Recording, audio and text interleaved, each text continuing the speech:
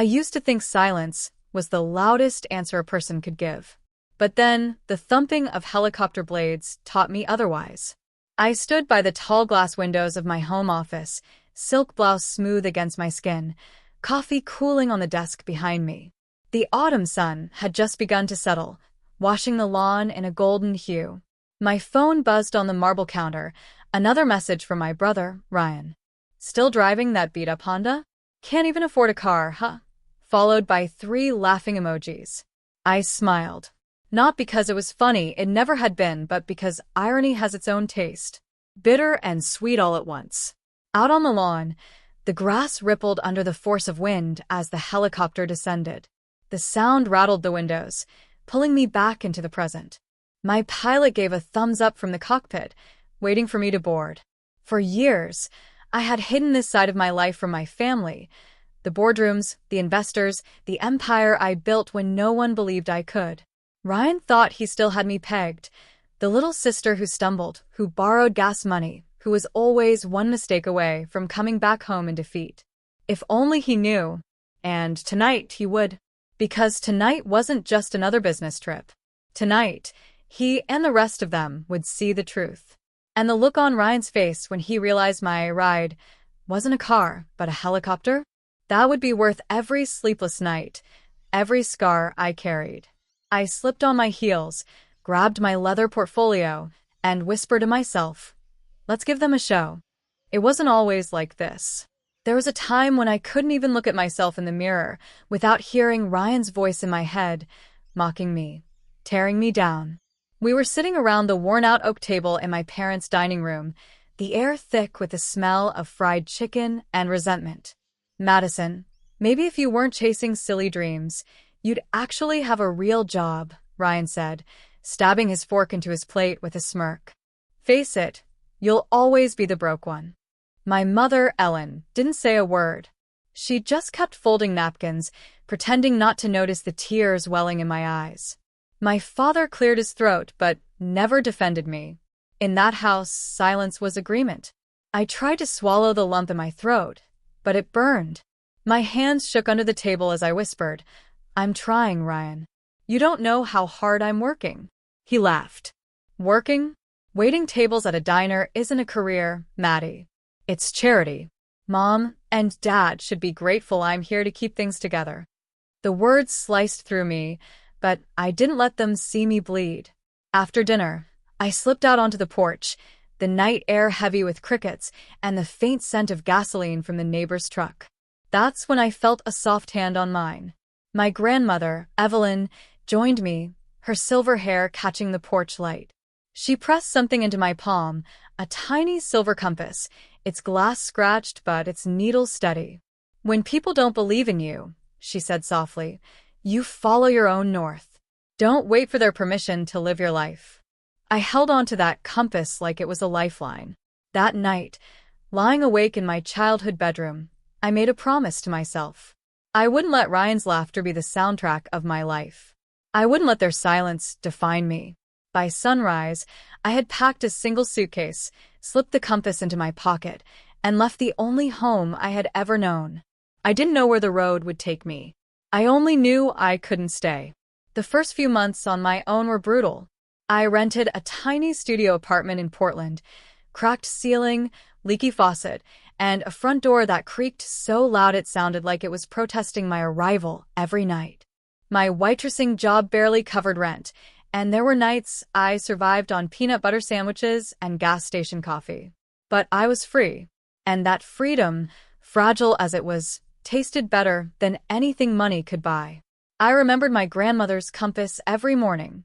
Sometimes I'd hold it in my palm before leaving for work, whispering, North, Madison. Just keep going north. My break came when I picked up an extra shift at the diner. A woman named Charlotte Hughes, tall, sharp, with an elegance that made the whole room seem smaller, slid into one of my booths. She was a business consultant from New York, and when she noticed the business book sticking out of my apron pocket, she raised an eyebrow. You read that? She asked. Heat rushed to my face. Yes, at least I'm trying to. Instead of laughing, she smiled. Then you're already a step ahead of most people I meet. That single conversation turned into mentorship. Charlotte saw something in me that no one in my family ever had. She taught me how to network, how to pitch ideas, how to stand in a room without apologizing for taking up space. I worked nights at the diner and spent my days learning marketing, negotiation, finance. I devoured every book she gave me and practiced in front of the mirror until my voice no longer trembled when I spoke. The first time I signed a client for freelance marketing work, it was only for $200. But it felt like I had just landed a $1 million deal. I cried in my car, gripping the check so hard it nearly crumpled. One client turned into three into 10. By 24, I had registered my own business. I didn't post about it. I didn't brag. My family still thought I was scraping by at the diner, and I let them believe it. It was easier than inviting their judgment. There were setbacks, of course. Deals that fell through. Nights when I questioned everything. Men who assumed I was the assistant instead of the CEO. But every time doubt crept in, I touched the compass on my desk, hearing Evelyn's voice. Follow your own north. By 28, I had expanded into consulting for startups, then into investing. Money came slowly at first, then all at once. But I never changed the way I answer my family's calls. To them, I was still Maddie, the dreamer. The broke little sister who couldn't even afford a decent car. And maybe that's what made the truth so much sweeter when the time finally came to show them. The invitation was simple, handwritten on ivory stationery. Dinner at my place. Saturday, 7 p.m. Dress well. I didn't give them details, no address beyond the city, no clues about what awaited. Ryan called twice, laughing down the line, asking if I had moved into a trailer park. My mother's voice was cautious, almost nervous. My father said little as always. When Saturday came, I stood in the grand foyer of my home, vaulted ceilings, polished hardwood floors, and soft jazz playing from speakers tucked discreetly into the walls. My heels clicked against marble as I adjusted the fresh lilies on the entry table. At 7:05 sharp, the doorbell chimed. I opened it to see Ryan, smirk plastered across his face, my parents lingering behind him. His wife, Jessica, trailed along too, tugging at her designer coat as if shielding herself from the cool evening air. Well, Maddie, Ryan said, stepping in, looks like you've upgraded from the diner. He chuckled, waiting for my embarrassment. But the words died on his tongue as he stepped inside. Their eyes swept the room, the crystal chandelier above, the abstract art adorning the walls, the sweeping staircase. My mother's hand instinctively went to her throat. My father paused, silent, but I saw the flicker in his eyes. Confusion first, then disbelief. Welcome, I said simply, leading them into the dining room. The table stretched 12 feet, covered in fine china and silverware that gleamed under soft light. My chef had prepared the meal, but I didn't mention that. I let the scent of rosemary chicken and truffle pasta speak for itself. Ryan finally found his voice. What is this? Did you win the lottery? I laughed softly, pouring myself a glass of wine. No lottery. Just work. Years of it. Jessica's eyes darted to the window, where the helipad lights glowed in the distance. Is that? She began. Before she could finish, the sound of rotor blades filled the air. The windows trembled as the helicopter descended, its spotlight sweeping across the manicured lawn. My pilot stepped out, waiting. I smiled at my brother. Oh, right. That's my ride. Ryan's jaw slackened. You're kidding. You? A helicopter?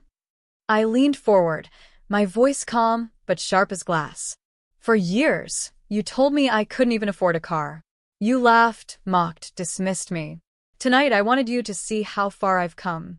Not to brag, but to show you that your version of me died a long time ago. The silence that followed was thick, broken only by the faint hum of the helicopter outside. My mother finally whispered, Madison, what do you do? I let the question hang in the air, savoring it. I own companies. I invest in startups. I built an empire while you all believed I was nothing more than a waitress. Every dollar here came from the nights you mocked me for working late. Ryan sat back, stunned, his smirk gone. For the first time in years, he had no joke to throw my way. My father cleared his throat. Madison. I didn't know. No, I said firmly. You chose not to know.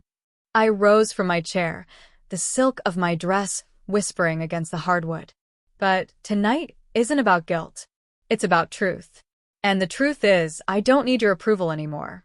I never did. Their silence followed me as I walked toward the terrace doors, the helicopter's blades still spinning, waiting for me. And for once, I was the one who left them speechless. We didn't go straight to dinner. I let the silence stretch a little longer, let them sit in the weight of what they'd just seen. The smell of roasted garlic and truffle filled the room, but no one lifted a fork. Ryan finally spoke, his voice stripped of its usual swagger. So, what now? You just wanted to rub this in our faces? I met his gaze, steady. No. I wanted you to see me, to really see me for the first time. He shifted uncomfortably in his chair, crossing his arms like a boy caught in a lie. My parents sat frozen, waiting for me to explode or break down, the way I always used to. But that girl, the one desperate for scraps of validation, she was gone. I'm not here to humiliate you, I continued, my voice calm but firm. I'm here to draw lines. Boundaries. Because if we're going to have a relationship moving forward, things have to change. My mother's brows knit together. What kind of changes? I took a breath. Ryan, you've made a career out of belittling me. That ends tonight. If you want me in your life, you start treating me with respect. No more jokes at my expense. No more dismissing my accomplishments. If you can't do that, we're done. He opened his mouth, but I raised a hand. Not finished. Turning to my parents, I softened my tone, though the firmness stayed. Mom, Dad, I spent years begging for your support. I don't need it anymore, but I do need honesty. No more silent approval of Ryan's cruelty. No more pretending not to notice when I'm hurt. If you want to be part of my world, you show up as real parents, not bystanders. My father swallowed hard. And if we can't, I leaned back, folding my hands neatly. Then you'll keep reading about me in magazines instead of knowing me in real life. The words landed like a stone dropped into water, ripples of shock spreading across their faces. But there was no anger in me, just clarity. Jessica, my sister-in-law, cleared her throat. And what about us? Where do we stand? I gave her a small smile. You've always been polite, Jessica. For you, I'll only ask this. Stop enabling Ryan's arrogance. Challenge him. Push him to be better. Otherwise, you'll both stay stuck.